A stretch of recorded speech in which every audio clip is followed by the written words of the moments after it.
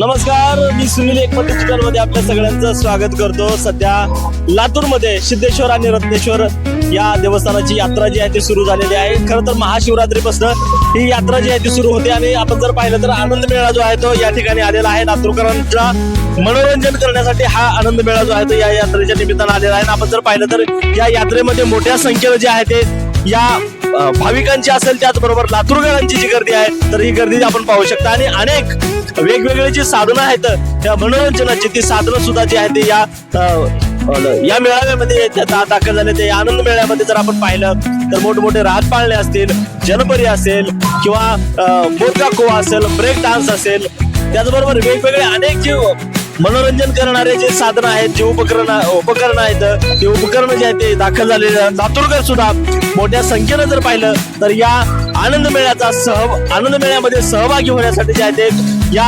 यात्रेमध्ये येताना पाहायला मिळत आहे।